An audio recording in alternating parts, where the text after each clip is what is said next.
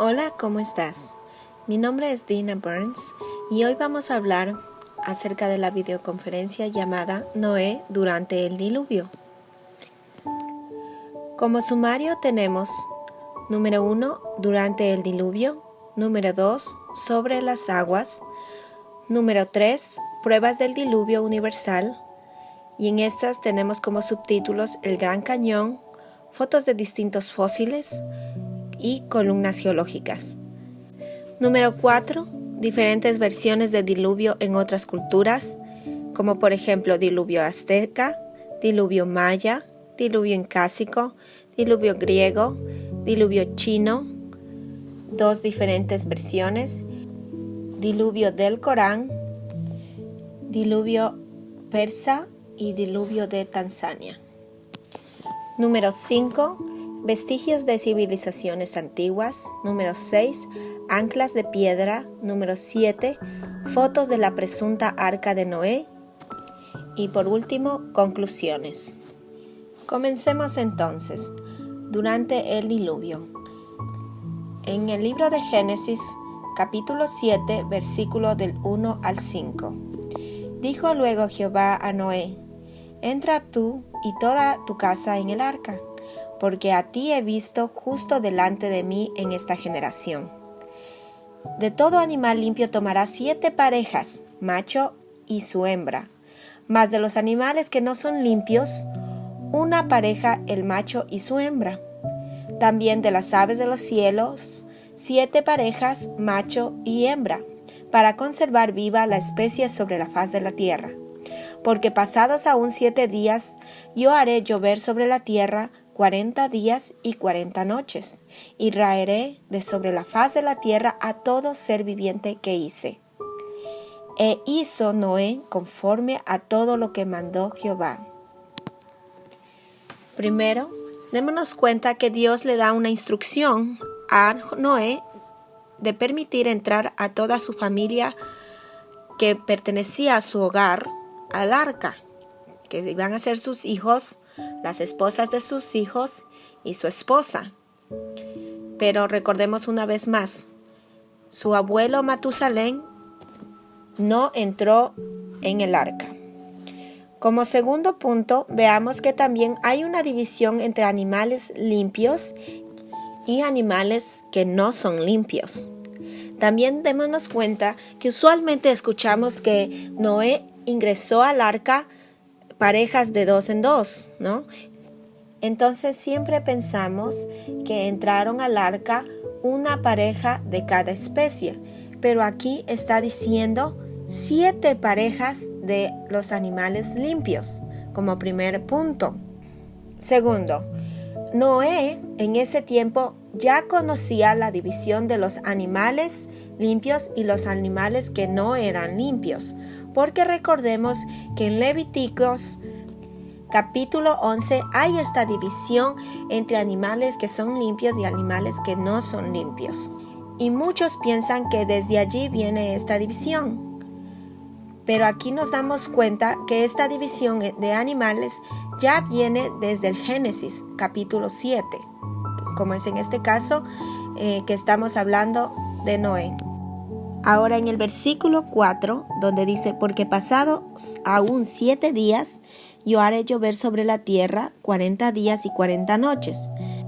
Esto significa que Noé recibió la instrucción de entrar al arca, y ya vamos a ver posteriormente cuando Dios cierra las puertas del arca para que no haya más acceso de otras personas u otros animales, etc.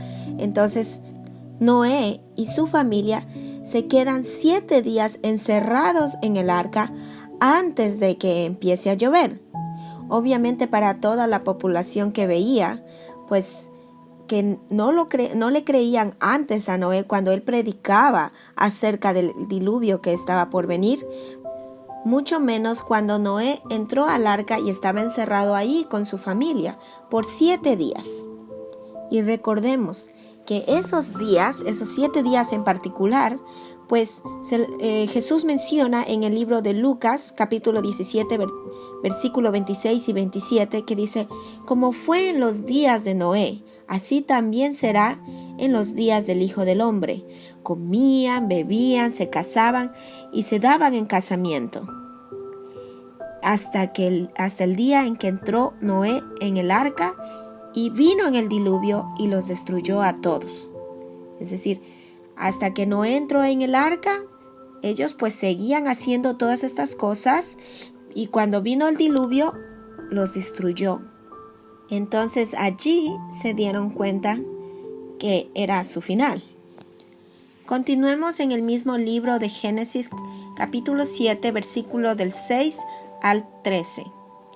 Era Noé de 600 años cuando el diluvio de las aguas vino sobre la tierra. Puntos suspensivos. De 2 en 2 entraron con Noé en el arca, macho y hembra, como mandó Dios a Noé. Y sucedió que al 7º día las aguas del diluvio vinieron sobre la tierra. El año 600 de la vida de Noé, en el mes segundo, a los 17 días del mes, aquel día fueron rotas todas las fuentes del grande abismo y las cataratas de los cielos fueron abiertas. Y hubo lluvia sobre la tierra, 40 días y 40 noches. En este mismo día entraron Noé, Sem, Cam y Jafet, hijos de Noé, la mujer de Noé y las 3 mujeres de sus hijos con él en el arca. Recordemos que Noé se demoró 100 años en la construcción del arca. Si recordamos en los versículos anteriores del capítulo anterior, dice que Noé tenía 500 años cuando comenzó a construir el arca. Siguiendo las instrucciones de Dios, se demoró 100 años. Y he aquí que ahora tiene 600 años. Ahora, recordemos, en el libro de Génesis, capítulo 1, versículos 6 y 7, dice así: Luego dijo Dios: haya expansión en medio de las aguas y separe las aguas de las aguas. E hizo Dios la expansión y separó las aguas que estaban debajo de la expansión de las aguas que estaban sobre la expansión. Y fue así. Con la apertura de las fuentes que estamos viendo aquí, y también que menciona que las cataratas de los cielos fueron abiertas. Entonces, leyendo este pasaje de Génesis capítulo 1, se puede entender la existencia de agua sobre la expansión. Entonces, ese día fueron rotas todas las fuentes del grande abismo y las cataratas de los cielos también fueron abiertas por 40 días y 40 noches. Sigamos con el versículo 15. Vinieron pues con Noé al arca de 2 en 2 de toda carne en que había espíritu de vida. Y los que vinieron macho y hembra de toda carne vinieron como le había mandado Dios. Y Jehová le cerró la puerta, y fue el diluvio 40 días sobre la tierra, y las aguas crecieron y alzaron el arca, y se elevó sobre la tierra. Y subieron las aguas y crecieron en gran manera sobre la tierra, y flotaba el arca sobre la superficie de las aguas. Ahora yo quiero hacer una pregunta. Si el diluvio exterminó a toda carne en que había espíritu de vida, ¿por qué había gigantes después del diluvio? Recordemos que David peleó con Goliat, el gigante, y después se describe otros gigantes también que estuvieron en batalla. Entonces la pregunta es, ¿cómo los gigantes sobrevivieron?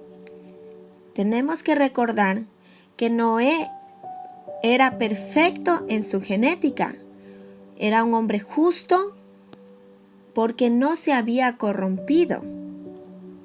Entonces, también recordemos que los gigantes fueron de la hibridación que hubo entre los ángeles caídos y las mujeres hermosas de la tierra. Pero esto pasó antes del diluvio y los gigantes siguieron existiendo después del diluvio. En el capítulo 7, versículo 4, dice de la siguiente manera: Porque pasados aún 7 días yo haré llover sobre la tierra 40 días y 40 noches, y raeré sobre la faz de la tierra a todo ser viviente que hice. Entonces recordemos, ¿qué hizo Dios? Dios creó al hombre y a la mujer, no a los gigantes. Dios eliminó a todo ser viviente que Él había creado y se había corrompido. Aquí, en los versículos del 15 al 18, notemos que Noé sigue todas las instrucciones que Dios le da, tanto de ingresar a su familia en el arca, ingresar los animales limpios y los que no son limpios, y mantenerse ahí el tiempo necesario hasta recibir una nueva instrucción dada por Dios. Continuemos en el versículo 19. Y las aguas subieron mucho sobre la tierra, y todos los montes altos que había debajo de todos los cielos fueron cubiertos. 15 codos más altos subieron las aguas después que fueron cubiertos los montes, y murió toda carne que se mueve sobre la tierra, así de aves como de ganado y de bestias, y de todo reptil que se arrastra sobre la tierra, y todo hombre. Todo lo que tenía aliento de espíritu de vida en sus narices, todo lo que había en la tierra murió. Así fue destruido todo ser que vivía sobre la faz de la tierra, desde el hombre hasta la bestia, los reptiles y las aves del cielo, y fueron raídos de la tierra, y quedó solamente Noé y los que estaban en el arca. Y prevalecieron las aguas sobre la tierra 150 días. Primero notemos que las aguas subieron 15 codos sobre los montes más altos. 15 codos en metros es un equivalente aproximado de 7 metros de altura. Recordemos que el diluvio fue por 40 días y 40 noches. El mejor nadador con 7 metros sobre el monte más alto no podría resistir estar sobre las aguas por 40 días y 40 noches. Entonces aquí confirma que todo lo que tenía aliento de espíritu de vida en sus narices, todo lo que había en la tierra murió. Prosigamos en el capítulo 8, versículo 1 al 6. Y se acordó Dios de Noé y de todos los animales y de todas las bestias que estaban con él en el arca, e hizo pasar Dios un viento sobre la tierra, y disminuyeron las aguas, y se cerraron las fuentes del abismo y las cataratas de los cielos, y la lluvia de los cielos fue detenida. Y las aguas decrecían gradualmente de sobre la tierra, y se retiraron las aguas al cabo de 150 días. Y reposó el arca en el mes séptimo, a los 17 días del mes, sobre los montes de Ararat. Y las aguas fueron decreciendo hasta el mes 10. En el 10, al primero del mes, se descubrieron las cimas de los montes. Sucedió que al cabo de 40 días abrió Noé la ventana del arca que había hecho. Primero, notemos esta frase: se acordó Dios de Noé. Debemos recalcar, cuando la Biblia menciona, como en este caso, se acordó Dios, no significa que se acuerda humanamente, como que se olvidó Dios de Noé, sino que significa que Dios actúa. En varios pasajes bíblicos podemos encontrar esta misma frase: se acordó Dios de Raquel, se acordó Dios de Abraham, etc. Entonces, no significa que se olvidó Dios de ellos, sino que actuó, intervino por ellos, ¿sí? Como en el caso de Raquel, que le dio su hijo José, como en el caso de Abraham, que le ayudó para rescatar a Lot cuando fue prisionero. Ahora, existe otra teoría aquí, que ya habíamos leído antes en el mismo libro de Génesis, capítulo 1, versículos 6 al 7, que habíamos dicho que Dios separó las aguas de arriba y las aguas de abajo. cuando hizo la creación de esto, se demoró un día, ¿verdad? Pero en este caso, cuando Dios dice que sopló y las aguas comenzaron a descender, se demoraron 150 días. Entonces, los teólogos discuten esta diferencia de días, ¿no? ¿Por qué se demoró en separar las aguas en un día y por qué se demoró en descender las aguas en 150 días? Aquí se puede entender que no estaba habiendo una separación de aguas como lo hubo en el tiempo de la creación, sino que, como recordemos, se rompieron todas las fuentes, ¿no?, del abismo y las cataratas de los cielos. Ahora, ¿qué tenía que hacer? Cerrarlas, sellarlas. Entonces Dios envió un viento y se cerraron. Entonces, las aguas que están sobre la tierra y debajo de la expansión comienzan a decrecer. Y se demora 150 días. Y recordemos, antes ya había agua sobre la tierra y debajo de la expansión. Y ahora había extra agua salidas de las fuentes del abismo y las cataratas de los cielos. Nos llama la atención pensar que se cayó toda el agua que estaba sobre la expansión. No se sabe.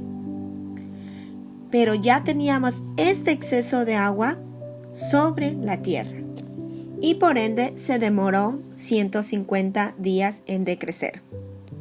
Ahora, el arca se detiene sobre los montes de Ararat, que geográficamente se encuentran ubicados en Turquía. Ahora, vayamos un poquito más profundo. Geográficamente podemos ver el río de Tigris y el río de Éufrates en nuestros mapas, que nacen desde Turquía hasta Irak en nuestros días. En días anteriores pues tenían otros nombres los países que ya mencioné. Y también se los menciona en el Jardín de Edén. Pero en realidad el río Tigris y el río Éufrates son los mismos que estaban en el Jardín de Edén. Es otra pregunta. Ahora pensemos, si las aguas subieron 7 metros aproximadamente, porque es 6.8 con exactitud, sobre los montes más altos de la tierra, ¿cuándo descendieron las aguas? ¿Cómo pudieron determinar que estos ríos eran el río Tigris y el río Éufrates?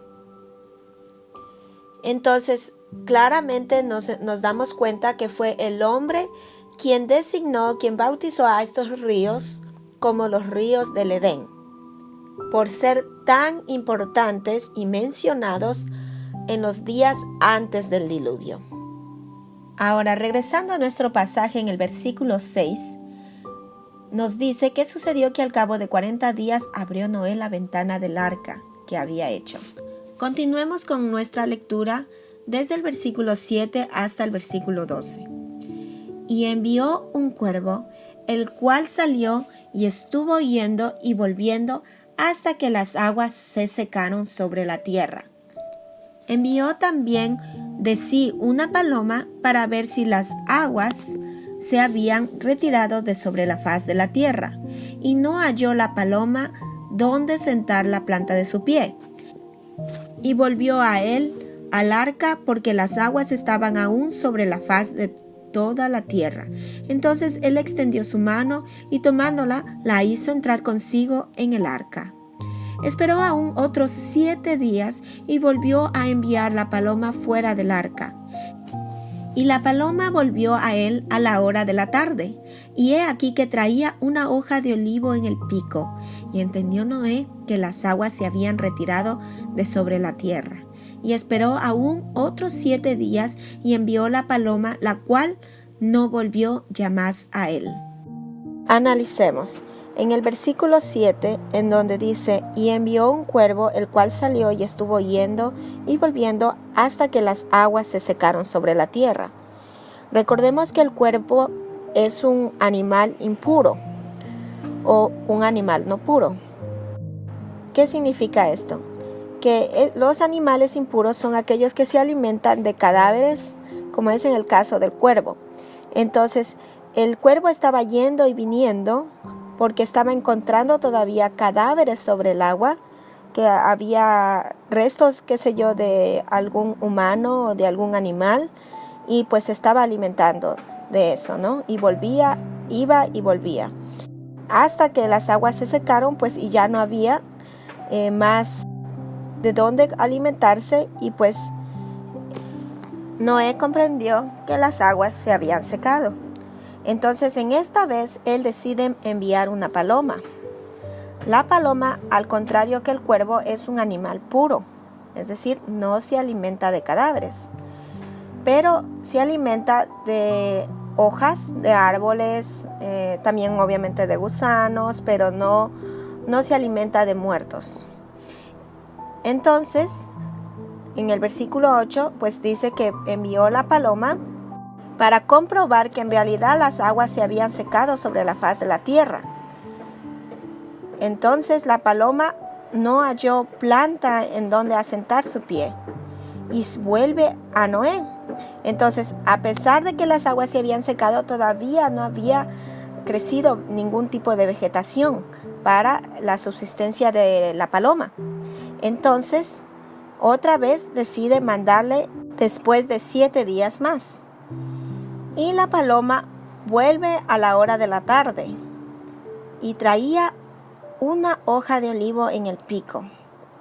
Entonces Noé comprende que se habían mismo secado las aguas, retirado las aguas, y que ya estaba habiendo vegetación. Entonces eso era una celebración para Noé y su familia. Y aún así, Noé esperó otros 7 días para volver a enviar a la paloma por tercera vez, y de ahí la paloma ya no regresa.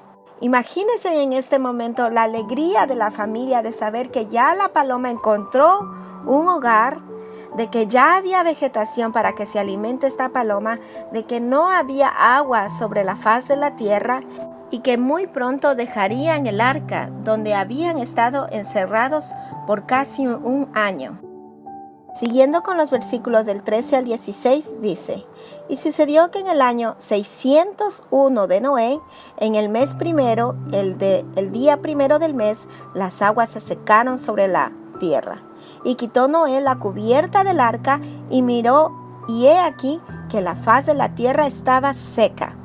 En el mes segundo, a los 27 días del mes, se secó la tierra. Entonces habló Dios a Noé diciendo: Sal del arca tú y tu mujer, y tus hijos y las mujeres de tus hijos contigo. Asimismo, volvemos a analizar que ya Noé había cumplido 601 años. O sea, es decir, habían pasado un año en el arca. Recordemos que a la edad de 500 años, Noé recibe las instrucciones de Dios y comienza a construir el arca, en el cual se demoran 100 años. Es decir, a la edad de 600 años, pues Noé y su familia suben al arca, y después de un año, que vuelve a ser el cumpleaños de Noé, es interesante esto, cada vez que cumplía años, pues pasa este evento especial, que ya dejan el arca, ¿no? Y dejan el arca después de la instrucción que Dios les da. Imagínense la celebración para la familia de Noé, que por fin, después de haber estado encerrados un año y después de haber sido un hombre justo, como ya lo sabemos, tuvo que estar encerrado en un año en el arca con su familia, y después por fin tener la liberación. Después de esto, la familia de Noé con Noé podían tener una vida normal sobre la tierra. Muy bien, ahora me gustaría saltarnos un poquito y hablar acerca del presente, en donde científicos han encontrado pruebas que avalúan la existencia del diluvio universal, como por ejemplo restos congelados de mamuts y rinocerontes con alimentos en sus hocicos aún, debido a que cuando hubo el diluvio, recordemos que se rompieron las cataratas y las fuentes del abismo. Entonces aparte de la lluvia, pues vino una tempestad invernal. Entonces, los rinocerontes y los mamuts, como estábamos hablando con los alimentos en el hocico,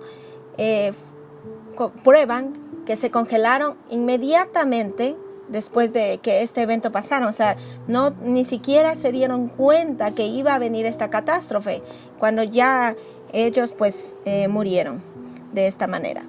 También hay fósiles de fauna, por supuesto, y de flora, ¿no? En la de fauna ya habíamos hablado de los mamuts y los rinocerontes, pero también han encontrado leones, tigres, osos, alces, etc. Y de flora pues hay infinitas pruebas como hojas, árboles, etcétera, etcétera. También les quiero mostrar una prueba histórica que habla sobre el Gran Cañón en Estados Unidos, donde muestra una magnificencia de las capas que existen en las paredes del Gran Cañón. Y aquí muestro pues algunas fotos para que las personas pues puedan ver y notar claramente la diferencia de una capa con la otra, que a través de los años pues ha mostrado una belleza particular, ya que no se encuentra esto en cualquier lugar, pero aquí pues se puede disfrutar de la belleza que este Gran Cañón presenta, debido al colorido y al cambio que muestran las capas terrestres de este Gran Cañón.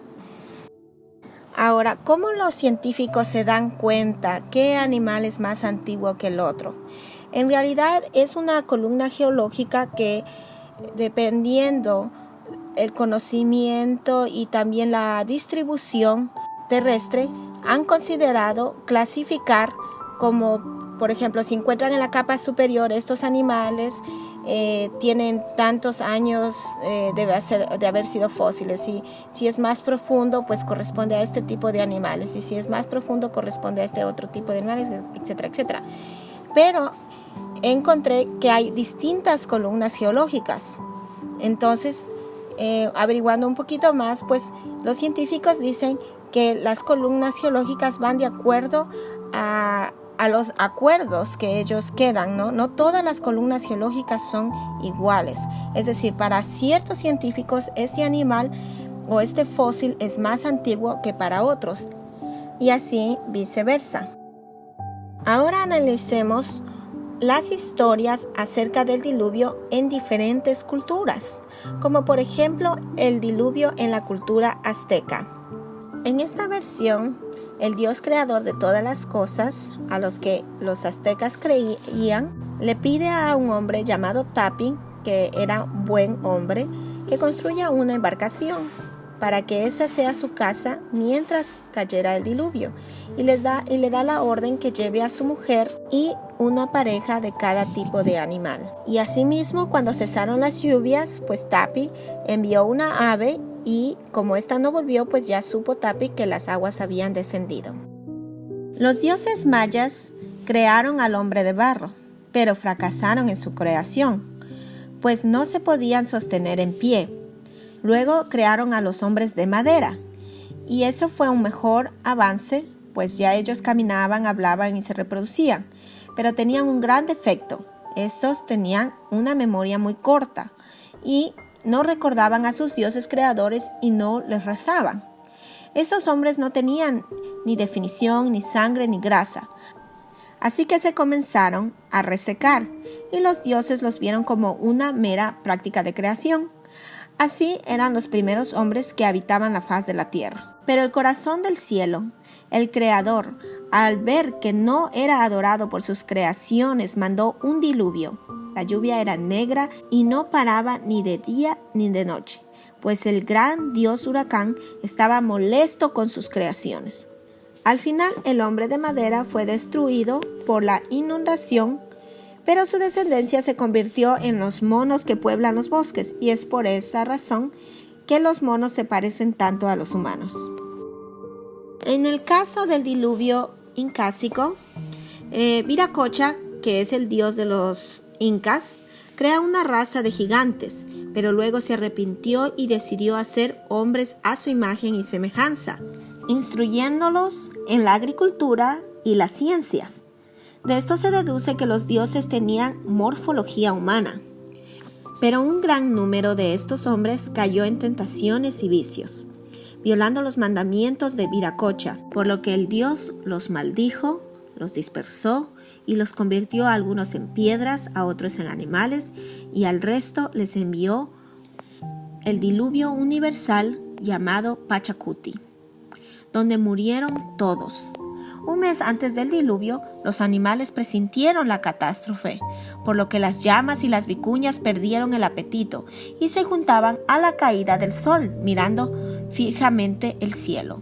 El pastor que las cuidaba, intrigado por esta actitud, les interrogó, y fue así que le contaron que 2 estrellas se acercarían hasta tocarse, y en ese momento el mundo quedaría sumergido bajo las aguas. El pastor, muy impresionado por la noticia, no perdió el tiempo y reunió a su familia, juntó abundante alimento y reunió a su rebaño, buscó refugio en la montaña Ancasmara. 60 días más tarde, cuando ya cesaron las lluvias, pudo descender con sus familiares, y estos seres salvados del diluvio fueron los antepasados de los incas. El diluvio griego. De acuerdo a la leyenda griega del diluvio, los humanos fueron malos, pero Zeus, el líder de los muchos dioses en la mitología griega, quería destruir los humanos por medio de un diluvio y levantar otra raza de hombres. Sin embargo, antes que pudiera hacer eso, se le advirtió del desastre a un hombre llamado Deucalión y a su esposa Pirra. Prometeo, uno de los inmortales, colocó a esta pareja afortunada en una arca de madera grande por 9 días y noches. Las aguas del diluvio cubrieron casi toda la tierra.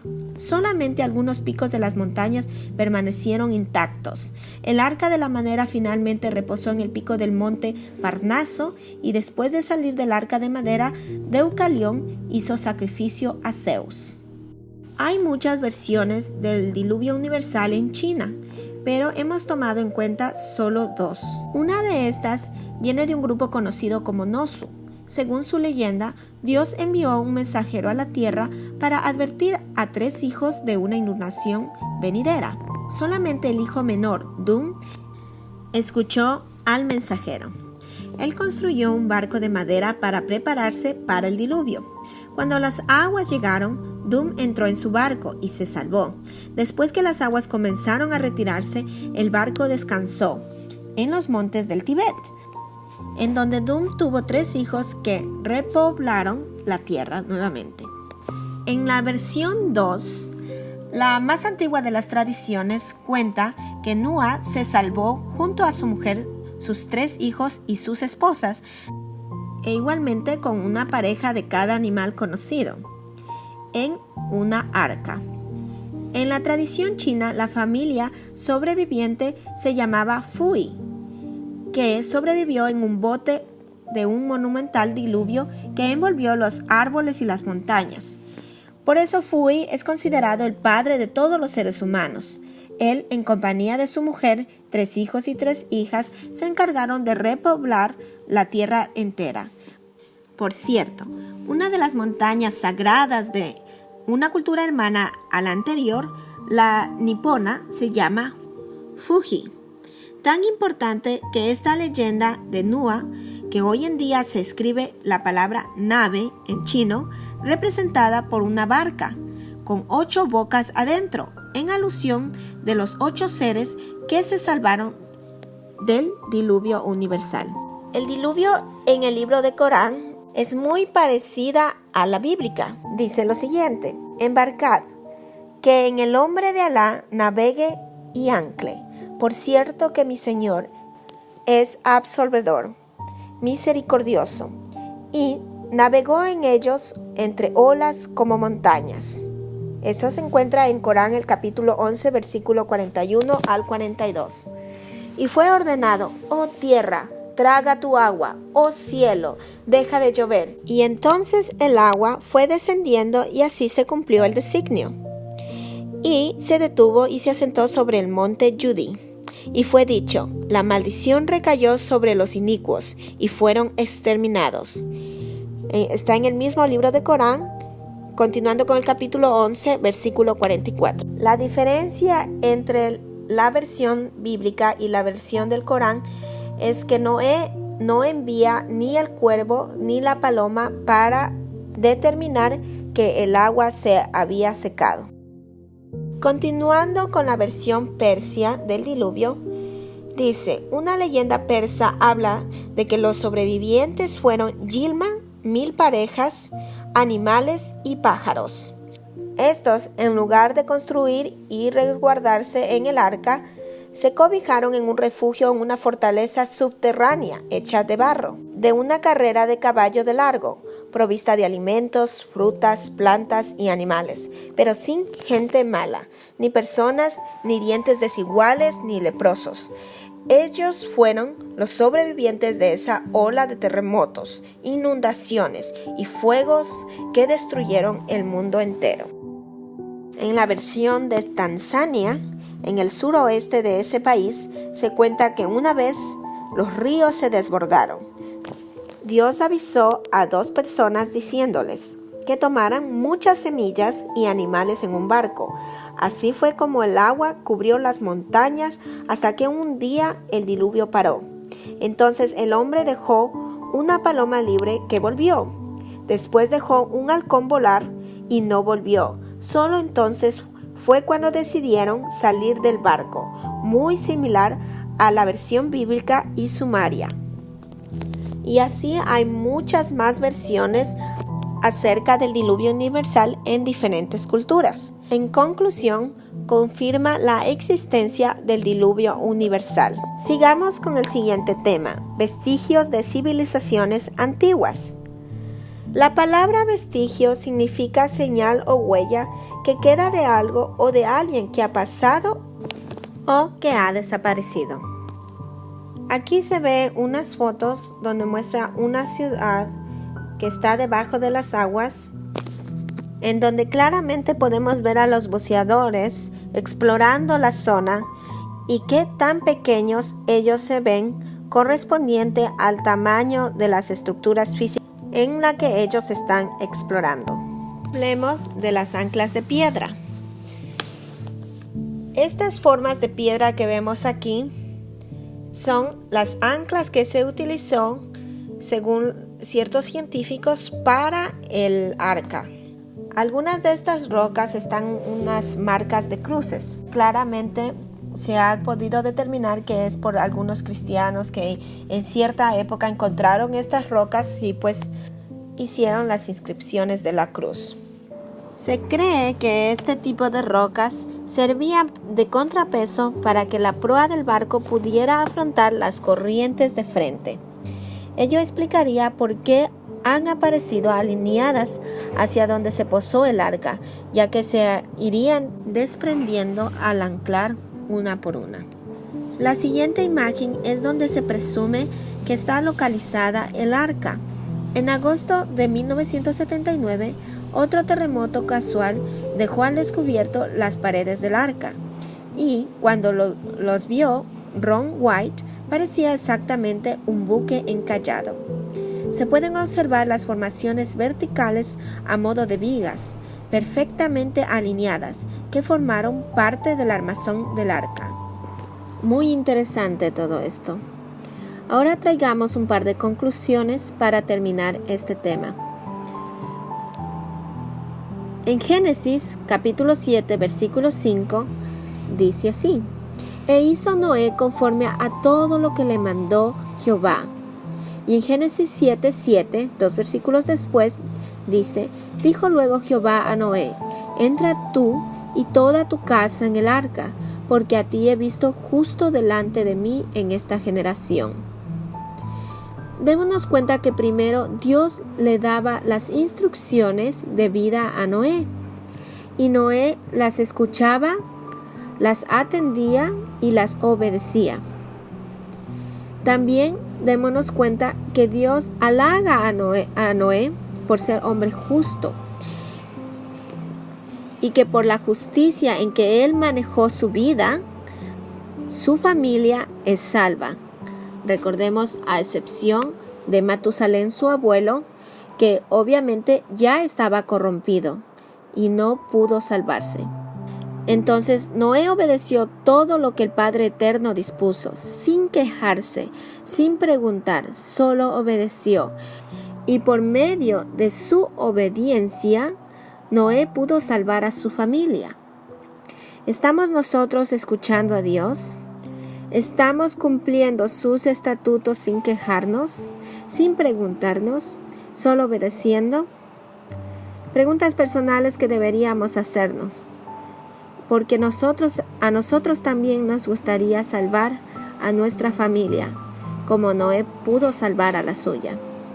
La obediencia de Noé vino acompañada de paciencia, tanto para construir el arca y mantenerse en el arca hasta las buenas nuevas que Dios traía para él y su familia.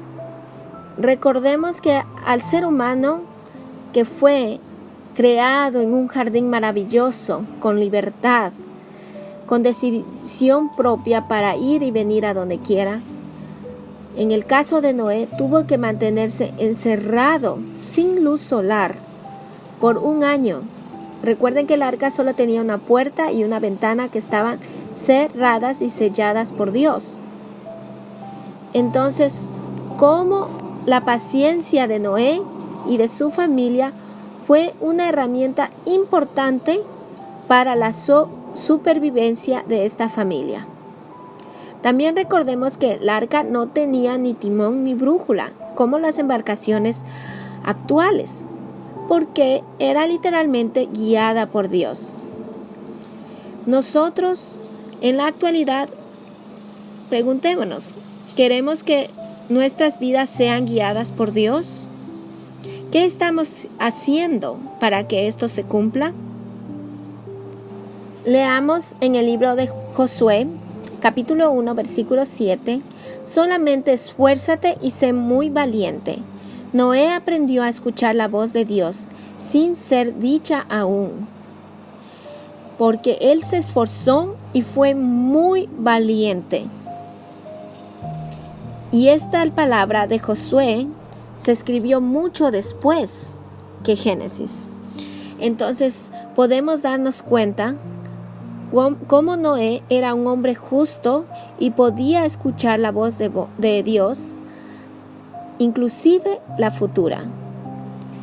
También recordemos los regalos maravillosos que recibió Noé de parte de Dios, todos los talentos que él adquirió solo siguiendo las instrucciones que Dios le ha dado, como de arquitecto, ingeniero, administrador, logista, etc., porque él necesitaba todos estos talentos para construir el arca, para tener un inventario de todos los animales que ingresaron, para administrar y embodegar toda la comida que iban a necesitar durante la travesía del diluvio y cumplir su papel de logista con la comida que iban a utilizar, con la comida que tenían que guardar y distribuir a cada una de las personas y animales que se encontraban dentro del arca.